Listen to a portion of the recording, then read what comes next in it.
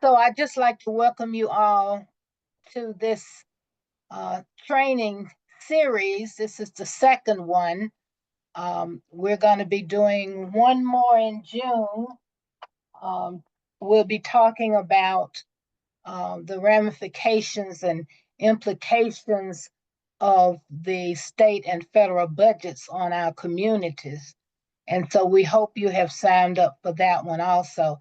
But tonight I'm introducing to you Mr. Orlando Roberts, who is the um, director of integrated voter engagement with Power the Vote, a division of the North Carolina League of Conservation Voters.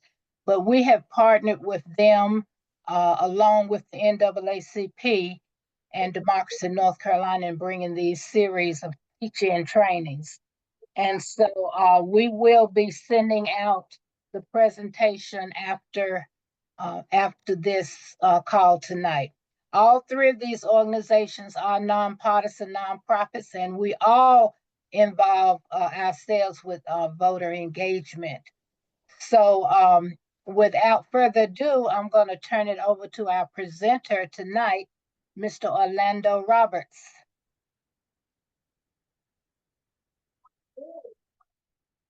Good evening, all. Thank you, Ms. Sutton, for that wonderful introduction. And once again, on behalf of Power the Vote NC, as well as the Winston-Salem chapter of the NAACP, we greatly appreciate you all attending tonight. And then we're going to go ahead and get into it. That is me. Never mind the picture.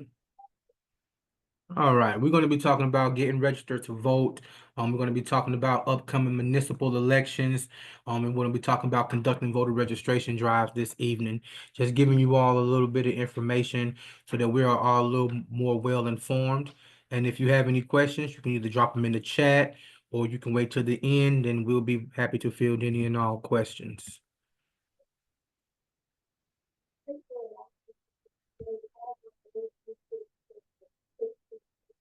All right, voter registration. Ballots are based on the residential address on the voter registration form. Most voter registration deadlines are 24 days before the election day. Yes, we do have an election going on this year. We have a primary as well as an election going on this year.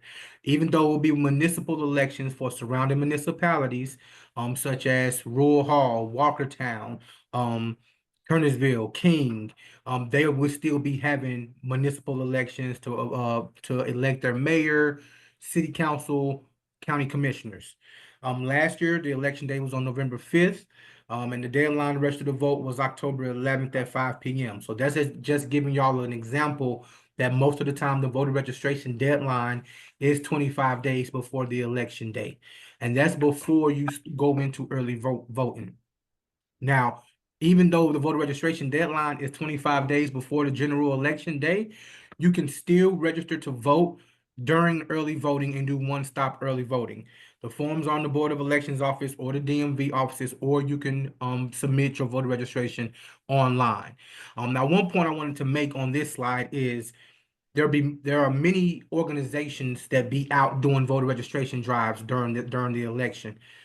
If you register with one of them after the voter registration deadline, you are not registering for that current year's election. You are registering for the following year's election. After the voter registration deadline, the only time you can register to vote is during one-stop early voting. If you do it any other way, if you go directly to the Board of Elections or you go through another organization who's hosting the voter registration drive, you will be registering to vote for the next upcoming year.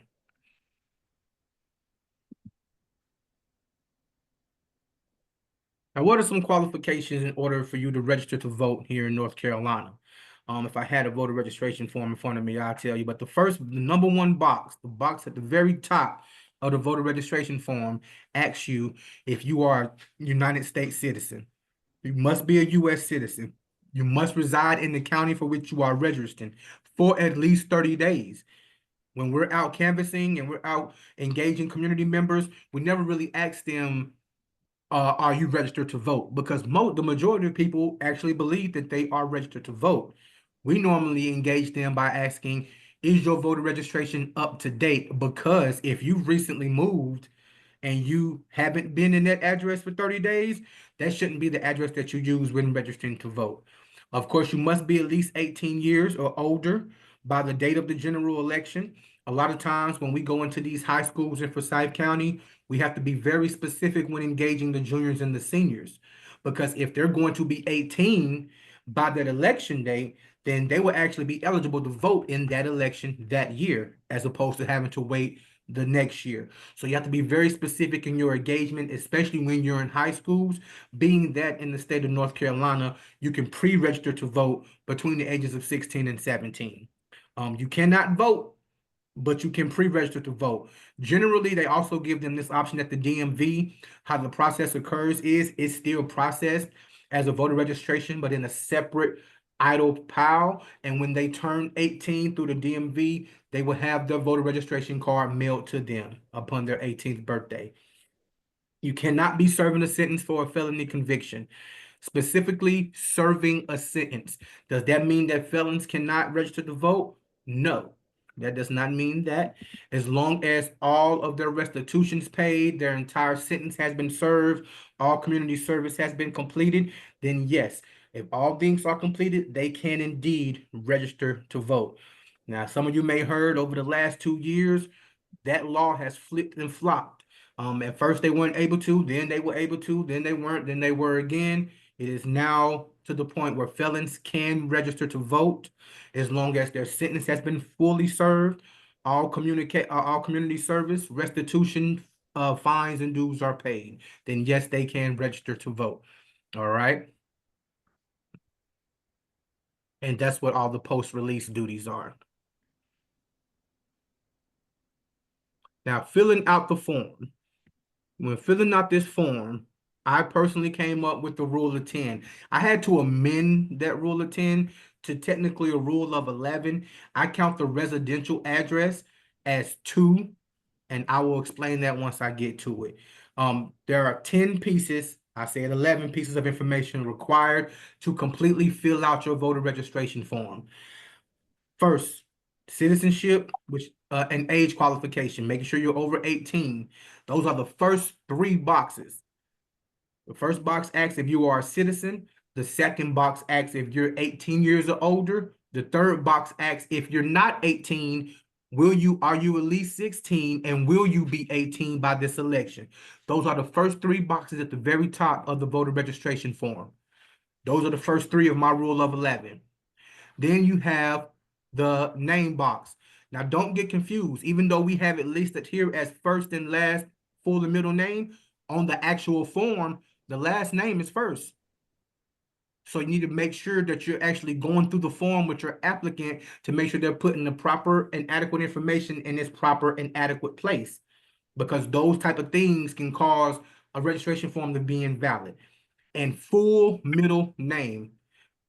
It doesn't say middle initial on the form. It says middle name. So if you're going through that form with the applicant and you see them put their middle initial, which means they've started to put their middle name, be sure to instruct them to put their entire middle name. Most of us are used to filling out forms that require our information. We normally put our first name first, our last name, and we put our middle initial. That's what we're used to. First, last, middle initial. But on this voter registration form, it's very important that we're being meticulous. The last name first, then the first name. If they don't have to put the middle name, but if they begin to put that initial, make sure they completely spell out their full middle name. Then we have the birthday. So now we're on box number 5. 3 boxes that check citizenship and age requirement. The 4th box is the name box. Then you have the birthday. Now the example given here is date, month, and full year. It cannot just be 87. It has to be the full year. That is the format. When we're using our third party in my organization, we use a third party in order to quality control our forms. When we redact that personal information, it has to be the full year. All right. Now we're on box number 5. Up here, Is that the way? I'm sorry, guys. These are the first three boxes I was speaking of. 1, 2, 3. Next box. Last name is first, then your first name, full middle name. Box number 4. Box number 5. You see the format is month, day, and full year. Not just half of the year, but the full year. Okay. Next box. This is required. I would normally like to do a call to action and call and response, but since we're on the Zoom, I'll just go ahead. You all know that we've recently had the voter ID law enacted here in North Carolina, requiring you to show a valid photo ID when you go to cast your ballot, correct? Now, caveat to that, just because you don't have your ID with you, it doesn't mean they can not allow you to vote. You're still allowed to vote as long as you fill out an exception form, but we'll get to that later. Point being, last year and the year before last, when we were doing this work and we were conducting voter registration drives, it was optional to put your driver's license or the last 4 of your social. Now, as of last year and moving forward, it's no longer optional. It is now required. The reason why it is required is specifically due to the enactment of the voter ID law here in North Carolina. So when you are doing this and your applicant is asking, why do you need my personal information? They're going to have to offer that personal information regardless in order to process their voter registration. If they do it themselves through the North Carolina State Board of Elections website, they will have to offer that personal information. If they go directly to the County Board of Elections, they will still have to offer that personal information due to the voter ID law. All right. So if they're going to register to vote with you right there on the spot, they will have to provide this personal information. Not both. It says or, specifically, or. Now, this is where we get to the tricky one. I'm going to get on my soapbox real quick, not to take up too much time. This box right here, I don't even know why this is here. It can be misinterpreted so many ways, all right? I will tell you, though, having a personal relationship with the Board of Elections, if you ever check this box, they place all of those forms in a completely separate pile. That it doesn't get processed, not to be processed. They place those forms in a completely separate pile of registrations that are not being processed. Now, you may get lucky if you have somebody within the Board of Elections office that wants to go above and beyond. If there's an email or a phone number provided, they may try to call you to get that information, but they do not have to. Also, the ambiguity of this line, I do not have a driver's license, DMV ID, or social security number. For one, if you are a citizen, You would have the social security. why wouldn't you have one of these? So I feel like it's trying to catch up non-citizens. That's for one, because it could be interpreted as I don't have it on me. So at the time of registration, I don't physically have this information on me, because not many of us carry around our social security card. You know, it was under the mattress like grandma and them had. But most of us have a driver's license or ID. But if you're just running out real quick, maybe you don't have it on you physically, on your person. So is that what that line means? Or does it mean you don't have one at all? Because what many people aren't aware of is if you are a non-citizen and you attempt to register to vote, that is a crime. And they can be held legally liable. And we don't want to get anybody in trouble. So if they check this box up here that I'm a citizen, provide all this personal information, and then declare that they don't have one of these forms of ID, that can be problematic. So just be very careful when you're engaging the applicant to make sure you're getting the necessary information. All right. I'm off my soapbox now. My apologies. 1, 2, 3, 4, 5, 6. Now here's my two-parter. Technically, the address box should just be 7. I have the address box as 7 and 8. We need a full address. That's street number, that's street name, that's whether the street is a boulevard or an avenue or northwest, southwest. We need full address. It does become problematic in the future. Example, my organization is currently doing a door-to-door campaign for clean energy. We use the minivans, which I'm sure a lot of organizations you guys may be familiar with, use the minivans app. And when we go to certain houses, if we're on Greenway Street, but there's a Greenway northeast, northwest, southwest, if that person wasn't specific when they were filling out their voter registration form, which is how we collected their data, then their house can appear multiple times within the list because they weren't specific in providing the address. All right. So it needs to be full address. We need the city, we know the state, and we do need their zip. That's my number 7. My number 8 is the county, because a lot of people assume that we already know what county in which they reside. But when we're out in Winston-Salem canvassing, we don't just come across people who live in Forsyth County. My delivery is full of people from Surrey County, Mecklenburg, Yadkin, Alamance, Guilford. And when you go to the Forsyth Board of Elections here, downtown off Chestnut Street, they're gonna say, sorry, we only take Forsyth County residents voter registration forms. And they're gonna look at you and they're gonna nicely separate every other county that is not Forsyth County. Okay? That's why it's important that they put which county in which they reside. Now, there are some Board of Elections, for example, Guilford County Board of Elections. I can travel there to do my delivery. They will accept all voter registration forms, no matter the county. However, they take it upon themselves to go above and beyond and complete the task of mailing each form out to its prospective county.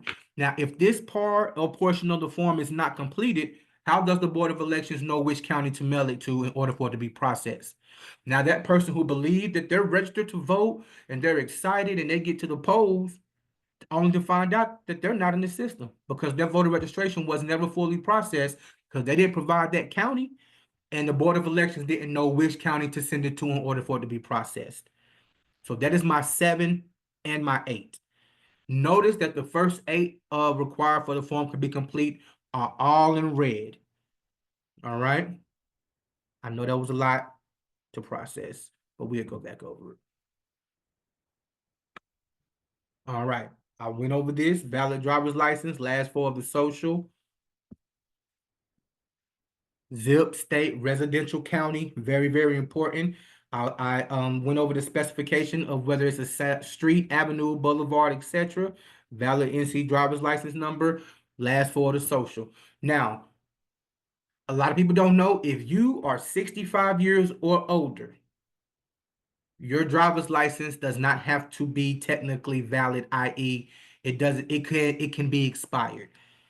They don't expect you to have the transportation or the wherewithal to have to go to the DMV and get your license renewed if you're 65 years older. And that goes whether you're voting in person or if you're conducting a mail-in ballot. Your driver's license does not have to be valid or within the time frame of not being expired if you're 65 years or older. All right. There are updated forms of voter registration that includes either the last 4 of your social, driver's license number. When registering people, ask them if they have a valid ID, and if not, please direct them towards resources to get one, like the DMV or the county BOE. Now, keep in mind, the County Board of Elections is going to provide them with a voter registration card, which I think I might have in my wallet. Sorry. However, the only way that they'll process your voter registration ID card is if you're already a registered voter. So they don't tell you that. It looks, I don't know if y'all, I'm kind of blurred out if y'all can see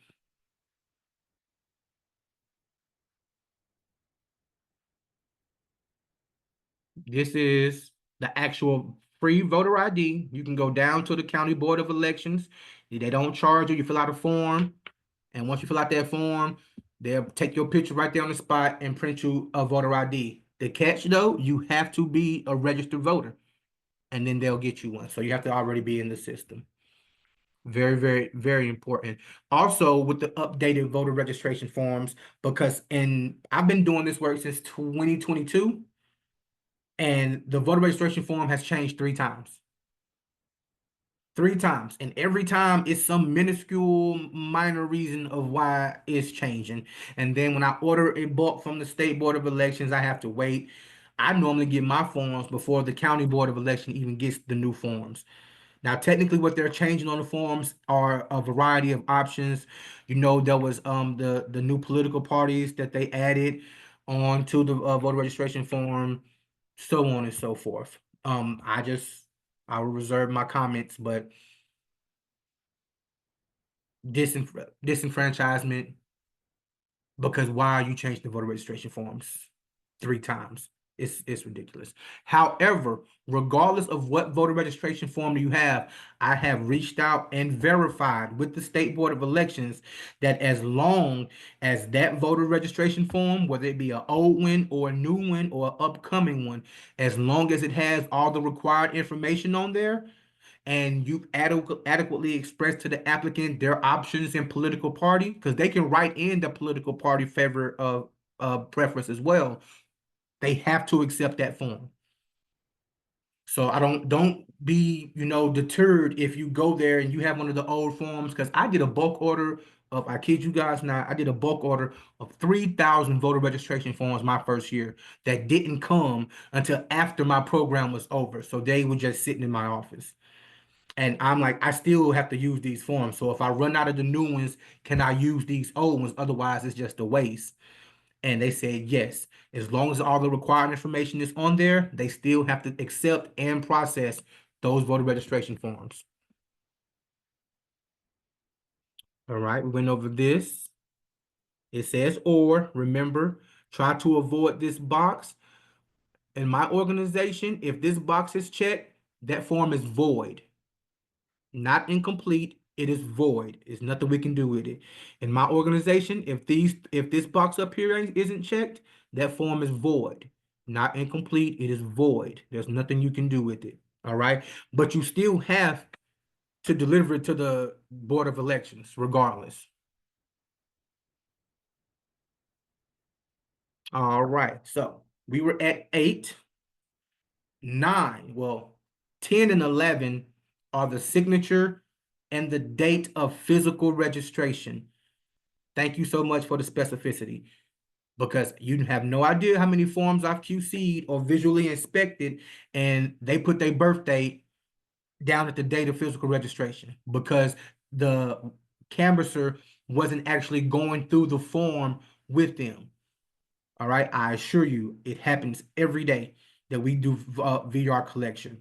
They'll put their birth date down there on the date of physical registration. They'll put yesterday's date, because how often do our days run together and do we actually know the date unless we're looking at our phone? So it has to be the date of physical registration. Why is that so important? It's because typically in third-party organizations, we have 7 to 10 business days to process that voter registration form and to deliver it to the Board of Elections. If it's not processed or delivered to the Board of Elections within those 10 days, it's out of the deadline, specifically for my organization, which is why today's date is so important. All right. The signature, make sure to read through all the qualifications first before they sign. All right. In my organization, Empower the Vote NC, you cannot fill out the form on behalf of someone else. Now, if that person needs assistance, as in they have a physical disability, and they give someone next to them verbal consent to fill out the form on their behalf, then that is allowed. However, that person who they're filling out on behalf of still has to provide their signature, even if their signature is an X, a scribble, or a mark. All right. Now, 11 is going to be the phone number. The phone number, if you look on the form, is not required, is not in red, but it is a good best practice to collect the phone number. I think we're going to get to why here in a second. So down here, the phone number is not in red, but it is a good practice to make sure you get that phone number or email information, because in my organization, we do phone verifications. For one, is for the protection of the applicant, to make sure that they are who they say they are. You know how many people have had false ballots and voter registrations processed in their name? It happened. There was a reason why we had almost 750,000 people purged from the system last year. A lot of organizations do this work, but not all of them work honestly. So first off, we do that phone verification to make sure that the applicant is who they say they are. And then we make sure to let them know, how was your experience with the person who registered you to vote? And then we ensure them, okay, I have your voter registration form. After it is processed, I will deliver it myself to the Board of Elections. Your voter registration should be processed within the next 4 to 6 weeks. Be expecting that voter registration card in the mail. All right.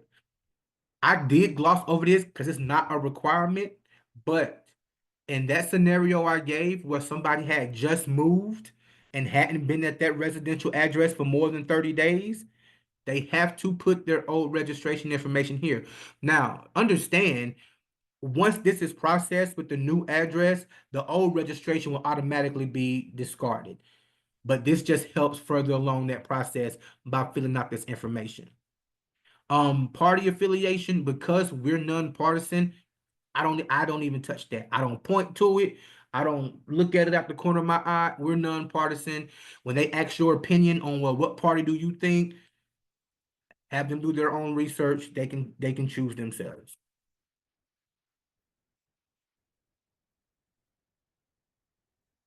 Only the portions that are in red, with the exception of the phone number. But you are advised to fill out as much of the form as possible and to the best of your ability. It just helps to have as much information. That extra information, it does help to verify who you are, so that voter registration form cannot be duplicated or resubmitted by someone else who is not you in the future. You do not need a physical address to register to vote. You do not. However, because you need that voter ID and because you need that valid ID to cast your ballot, it's good that they have both. Now, we have done numerous voter registration drives and the Samaritan Soup Kitchen and a lot of other soup kitchens off of Broad Street, the little shelter off of Broad Street, and we get the not unhoused population registered to vote all the time. What you have to do is mark an X where they normally lay their head or normally are. I traditionally tell my specialists, my canvassers, when they're engaging unhoused members of the unhoused community, if they have a family member where they can receive their voter registration card in the mail, if there is a shelter that they frequent that will allow them to receive their voter registration card there or answer the phone there. Because once again, I was telling you about phone verifications that we do. So do you have a family member whose phone number you can use, or a family member's address that you can use where you receive your mail? And if they don't, it does not mean that they can't get registered to vote. The example that I use, I don't know if many people know, but I'm familiar with Renaud Road and Bethabra. So say that this cross section here is Renaud Road. And when I say Renaud Road, and this is Bethabra Road. So at this intersection, you have the Walgreens right here. You got Taco Bell right here. The Goodwill is right here. The daycare is right there, if any of you are familiar. Right over here, there's a little park beside the daycare, and there's a little picnic gazebo down in the woods where a lot of unhoused individuals will park their carts and rest for the night. If that was the case, I would have them put an X right here. I will name this street Bethabra, name this street Renaud Road, and then we will put an X right here. However, you see right here, they still have to provide a valid mailing address in the section where it asks for a mailing address, because how else are they going to receive their voter registration card? All right. So if we just can't be like, yeah, you can be unhoused and get registered to vote. There are a lot of specifics that go into that process, and you must make sure that you are thorough and collecting all the required information. So yes, you can tell me that you sleep under the bridge at Solace Creek and Haynes Mall, and that's where you normally lay your head, and we go mark the X right there. But I'm still going to need a valid mailing address from you so that you can receive your voter registration card in the future. All right, so that's how that process goes. And a lot of times, Samaritan Ministries may allow them to receive their voter registration cards there, or even use their phone number as a place where we could do a verification phone call. You filled out your form, now what? Like I was speaking earlier, delivering your form. Most local county board of elections will only accept voter registration form from its county residents only. Now, when I told you guys I started this work in 2022, I had a personal relationship with one of the members in the Forsyth County Board of Elections, and that was not the case. He would allow me to make my delivery with all the registration forms that I had collected, and he would take it upon himself to send out the registration forms to their respective counties. He was really good. He would send me emails about updates of what was going on with the election. He was phenomenal. Even one time we did a voter registration drive in high school, right? And believe it or not, we offer candy. Now you can't offer anything in return for somebody filling out a voter registration form, but you're in the high schools during the lunch period. We have little pens, little bands, and candy to give out. So believe it or not, 15-year-olds would come up and they'll tell a story saying that they're 16 years or older, fill out a form so they could get some candy. Who knew? And this gentleman went so far above and beyond that he sent me an email and called me and was like, "Hey, this is unlike your organization, but I found, a couple of forms in your delivery that were under the age of 16." I was like, "Man, I apologize." But he told me, we talked out what happened. The year after that, I don't know. I just told y'all, I went, made my first delivery. It was a new young lady there. The guy who I had fostered a relationship with was no longer there.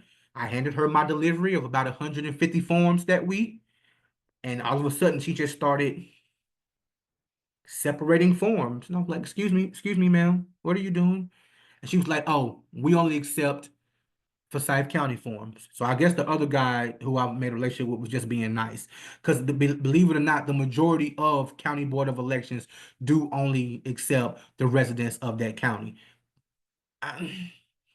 It's a bit extra because clearly people commute and there's more people in that county than just Forsyth County residents. However, if you must know a little tidbit, Guilford County Board of Elections, phenomenal. All the women in there are very knowledgeable. Any law changes, anything that's required, they take all forms from all counties and then they'll distribute them for you. It was a lifesaver for me on gas and mileage because for about 6 months I was driving all the way to Raleigh every week to make my deliveries. Because if not, you have to go to Raleigh, and Raleigh being the state board of elections, well, they have to send them out. All right. Um, each VR form either has to be delivered or mailed to its respective county board of elections. If you are familiar with the form, it has the little adhesive strip at the bottom where you can peel, fold it, and mark it to be mailed to its respective county. And that does work. I like to personally deliver mine. It just provides a little more assurance to the applicant knowing that I, as director, personally deliver all voter registration forms directly to the Board of Elections.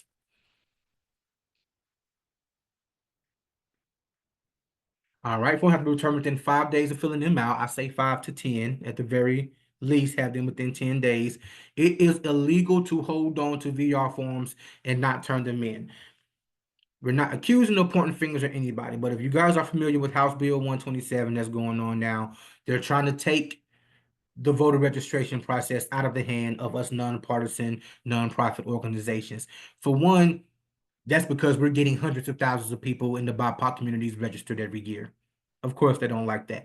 But also, there are some organizations who are not properly conducting voter registration drives. They'll do a voter registration drive and then leave the forms in the trunk or don't have them locked or they let the applicant keep them. And these people are thinking that they're registered to vote, but they're not really registered to vote. And that's why Ms. Linda Sutton, Democracy NC, Power to Vote NC, as well as the NAACP Winston-Salem chapter, we thought it was necessary to kind of lay some ground best practices across the board for conducting voter registration drives. For one, so that we can find a way to combat House Bill 127. If we all get on the same page on how we do this, we'll still impact the communities and make a great change. All right, a few voter registration tips. Ensure the community member isn't already registered by asking specific questions. Like I said earlier in the presentation, don't just ask them, are you registered to vote? Because 9 times out of 10, they're gonna go, oh yeah, I'm already registered to vote. You know, they could have recently moved. They could have had a name change. I just recently got married last year, just celebrated my 1 year anniversary. My wife had to get her name changed. She's still currently going through that process. Has to get a real ID, passport, all the accounts, she had to re-register to vote with the new name. Have you actively voted in the previous 2 elections? People don't know. If you don't consistently vote, you will be purged from the system. And you can always check your registration status at the Board of Elections website. Do the voter search, put in your first, last name, birthday, county. You can check as a registered or a non-registered if you don't know your status, and it'll tell you what your status is. But those 750,000 people that was purged from the system last year, like, it happens, and most people don't know when they've been purged. Now, traditionally, the purge is just for people who haven't actively voted in the last 2 elections, or somebody who's just passed away and they're no longer in the system, or somebody who has moved to another state and they're registered to vote somewhere else within the country. Those are traditionally the 3 reasons that someone would get purged from the voter registration roll. But do we really believe that those are the only reasons that people get purged? No. Do we really believe that those 750,000 people who got purged last year were all either dead, had moved, or didn't actively vote? I don't think so. But that's why it's important to ask those questions and to be very specific in your engagement with the applicant so that you know exactly if they need to be registered to vote or not. Go to this link, dmnc.co/lookup. That link will take you directly to the voter search link on the Board of Elections website. Know your status, believe it or not. You could be purged and not know it. First name, last name, date of birth, registered, removed, or denied. If you're unsure, I would check both of these. If you're checking your voter registration status, check them both. Now, if you're just trying to get a sample ballot to see what positions are up for election and get a sample ballot of your precinct and your area specifically, then of course you can just stay on the registered. Not only will it tell you if you're registered or not, it'll give you access to a sample ballot, and it'll give you your entire voter history and tell you where your current polling station is. All right. Why would you need to know your current polling station? If you do not go vote during the early voting period and you go vote on election day, you have to go to your assigned polling location on election day. I don't have to worry about that. I always go during early voting. But for those who do go on election day, you have to go to your assigned polling station. If you don't know your assigned polling station, this search will also tell you that information. All right, these are just instructions. Type in your first, last name. There's a bit of comment. You can put the middle initial as well. For example, I'm a junior. I have to put my full name. I just put my first and last name. Caveat, I was doing an exercise, showing my canvassers how to do the voter search when they're engaging the community members, right? So I'm doing an example, putting in my first and last name because they was asking me, what if 2 people have the same name? How we know if we're servicing them right, blah, blah, blah. So I said, well, look, me and my dad have the same name. Let me put in my name in the voter search. Both my dad and myself came up. I reside in Forsyth County. My dad resides in Durham County. Tell me why he was not registered to vote and he had been purged. How embarrassing is that? I'm sitting here, the director of an organization, nonprofit that does voter registration. My father in Durham ain't even I called him. I said, Pops, you not registered to vote when the last time you voted? My dad said, I ain't voted since we elected Obama. I said, well, yeah, Pops, if you ain't voted since '08, you've definitely been purged from the system. Prime example, he thought he was still registered to vote. It wasn't up to date. He hadn't voted since '08. He had been purged. He had to go re-register to vote.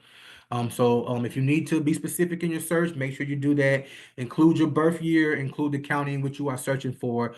You have to be that specific in order to get the necessary information that you need. Like I said, it'll give you your polling location. It'll tell you whether you're active or not. It'll also give you links and access to a sample ballot so that you know who's up on your ballot. Therefore, you can do your research, and then actually see who have the same principles and platforms that you hold dear, and then maybe your vote will go a little further. So a lot of people say our votes don't count. That's neither here nor there. I'll continue.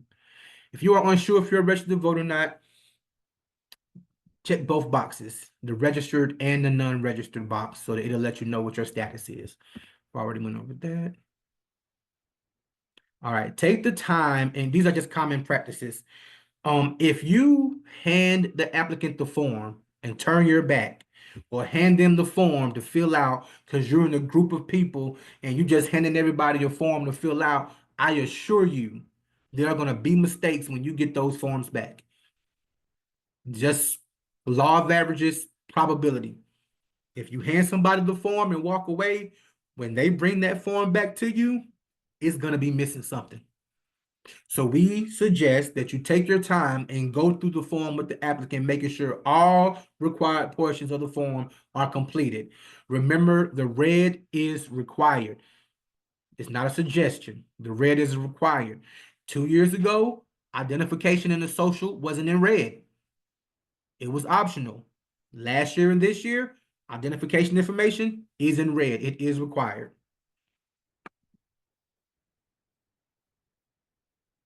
All right, keep completed blank forms in a locked, secure place before delivery or use. Why? Because if somebody steals your blank forms, like I said, they can start doing fake voter registrations for other people and then put them in different political parties. In my organization, we have to have them in a locked file cabinet at all times for security. Blank and completed forms. Not the trunk of your car, not the back seat of your car, not the little folder in your laptop case. Okay? It has to be in a locked, secure area. Now, if your office is locked, you can lock your office. All right, maybe. But we have to make sure we keep the blank forms and completed forms in a locked, secure place. We're not Florida, but we're still below the Mason-Dixie. And what we do is very, very, very important.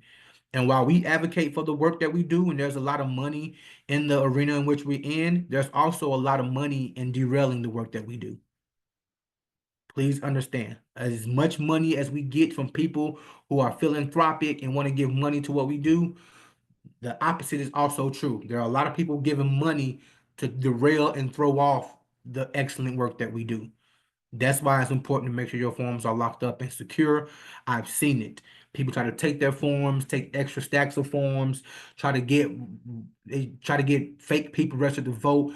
And honestly, they know it's not going to work. They do it to discredit the actual person who they know who they're going to vote for. And when I first started doing this work, I didn't think that infiltration was real. I didn't think that people would go so far to stop the work that we do. But in these short 3 years, I have seen a lot. So please be safe and be secure with other people's private information, okay? All right, have some type of follow-up with those that you register, i.e. getting their phone number or email. It's an excellent way to assure them that, for one, you're legit and what you're doing is legit. It's also a way to provide legitimacy and to ease any concern they may have. I've had people call or want me to call as a director to make sure it's real. They engage some of my canvassers out in the community, and I always send my canvassers with my cards in case people have questions. Yes, we have badges. Yes, we have shirts. We're legit. They're knowledgeable, but some people still need to feel secure. Here, they'll call my office. Is this Orlando? Yes, I'm the director of Power to Vote NC. I field any questions you may have. It just makes them feel a little more secure in giving their personal information to somebody, to a stranger, right? Okay. We got to go. We may not be voting for the president this year, but there are still local elections in 2025. We will be voting for local leaders, not us, but if you live in Walkertown, Rural Hall, Bethania, King, Kernersville, the surrounding municipalities, because we're on an odd election year, yes, they have their mayor, their aldermen, county commissioners, and city council members up for election this year. There's also going to be a primary in September, followed by the general in November. If you don't know the difference between the primary and the general, when by the time we get to the general election ballot, you see this number of people. In the primary, it was this number of people. And each party had to dwindle down who was going to represent them in this position on the general ballot. People do not know. The number one reason that people don't vote, honestly, statistically, is they did not know or they forgot. Most people are not aware that we have elections every single year. Most people aren't aware that there's a primary before the general. A lot of people know that, there's an election every November. They're not aware of the primary that took place before that. Last year, the primary was in March. This year, the primary is in September. But if you don't do your research, or if you're not informed, then you don't know that. And then you miss that election. Close friend of mine was running for councilman. Excellent gentleman. Graduated Winston State, was a teacher at Carver High School, a member of Neighbors for Better Neighborhoods, very known in the community, lived in the community, had the backing. Ran in the primary, didn't get enough votes, didn't win the primary to make it to the general. He wasn't on the ballot. But people in our age bracket didn't even get out to vote. Once again, I'm getting off my soapbox. There are municipal elections going on surrounding municipalities. Those happen during the odd years. The primary being September, the general will be November 4th. Okay, I went through this. There's normally low voter turnout due to the lack of knowledge, people not being informed, or even know that there's a primary as well as general elections. I got ahead of myself. All right, primary date is September 9th. The general election date is November 4th. Special elections will happen if needed. There will be a second primary held on Tuesday, October 7th. If there's not enough votes to win, then they'll have a runoff. And that runoff, if necessary, will be October 7th for the primary to decide which one of those candidates make it to the general ballot on November 4th. I know, I'm going. Voter registration deadline, August 15th at 5 for the primary, October 10th at 5 for the general election. Early voting will begin August 21st, Thursday, August 21st, and it will begin Thursday, October 16th. If you are not registered to vote by the voter registration deadline, the only time that you can register to vote for this year's election will be during early voting. If you register to vote with one of my canvassers, which you won't because they wouldn't be out there, but if you register to vote with a canvasser after the voter registration deadline, you would not be registering to vote for this year's election. You will be registering to vote for next year's election. All right, same day registration, attest to their eligibility to complete one-stop application, provide proof of residence. That HAVA document is important. That is utility bill, bank statement, check stub, a specific student ID card. There is a specific list of which student IDs qualify as a voter ID. That list is available on the state North Carolina State Board of Elections website. But it's not all schools. It's specific schools whose student ID will hold up. And document issued includes the name and on-campus housing. I only got 5 minutes, but registering to vote on campus is different as well. I don't know if I have time to go over that. But when you do get somebody registered to vote on a college campus, just make sure you have a very specific engagement to determine what type of registration they're doing.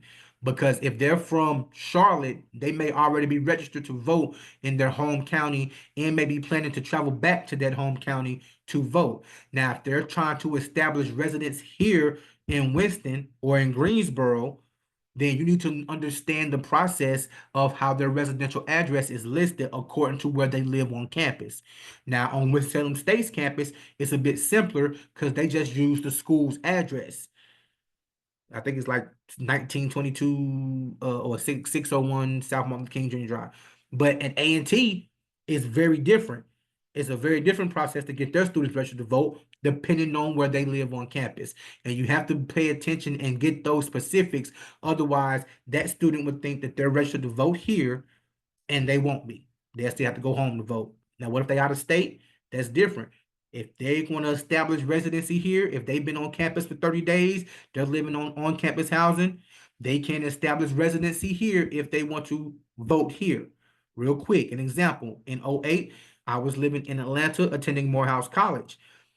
A lot of people's mail-in ballots was getting lost because Obama was on the ballot. I did not want to do a mail-in ballot and send it back home to North Carolina because I was afraid maybe something might happen. So, because I had been on campus for over 2 years, I established residency in Georgia and voted there. Okay, moving on. Last day to request absentee ballot for the primary election will be Tuesday, August 26th. For the general election, it'll be Tuesday, October 21st by 5 p.m.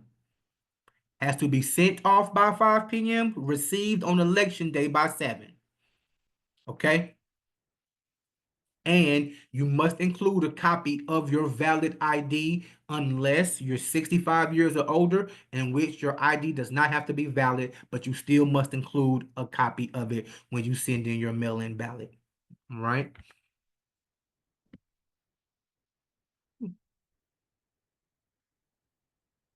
We'll go into some specifics. You guys know what the mayor is. Highest ranking office official in municipal government, such as a city or a town. They may appoint and oversee municipal managers and employees, execute laws and ordinances passed down by the municipal government body, provide basic governmental services to constituents or community members. Y'all know Mayor Alan Jones.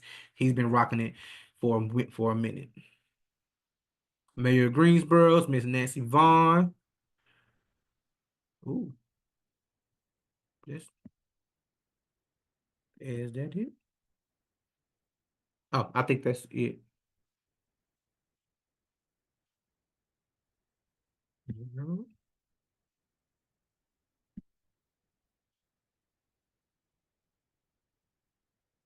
was the end of the presentation.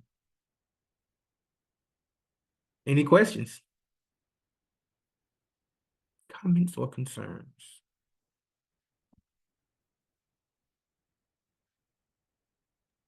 But I did want to take a moment to introduce you to our other partner from the Greensboro NAACP and a regional organizer for Democracy in North Carolina, Mrs. Lisa Harris. So Lisa, will you come off of mute and share what you would like to share? Well, first of all, I want to say thank you so much. Your presentation was wonderful. Again, we've been busy in the chat box. We also have the Greensboro NAACP Political Action Chair in the chat box. I see him there, Terrence Howley. And so we just appreciate all of our nonprofits. We appreciate all of our citizens. We've got a lot of links, not only in the chat box, but we'll also include some items and information on the email that you'll get after this presentation and the video. Please, please, please, if you have any inquiries that you want to continuously see more of these sessions, we look forward to seeing you for the session in June. But we also look forward to hearing from you before June because we've got some things to do on the ground and we're going to continuously keep moving throughout our state as we have ongoing daily changes in our voting rights and the voting system. Thank you so much, Linda, and thank you again so much, Linda. Thank you, Lisa. Julia, you have any last information about the meeting in June that we'll be having at the federal courthouse in Winston-Salem that we like to pack the courtroom. So there's so much information we want to share. We didn't want to keep you on here too long. We did say an hour, but there's so much going on, and we haven't even touched on all of the shenanigans going on at the federal level. We haven't talked about the SAVE Act. We haven't talked about the Federal Elections Commission. There's so much happening, and that's why I want to make sure that we continue to stay informed and come back to these trainings at least to find out all the latest information. So I hope that you did receive some information that you did not know and that it was beneficial and useful. And I just want to encourage you because of the change in the Board of Elections, we want you to make sure that you are attending your local boards of election meetings so you can hear and be there firsthand to what's happening, so you can be a watchdog for voters. so you can be there to help fight against any shenanigans that may come about from your local Board of Elections meetings. So please, like Kay and Diana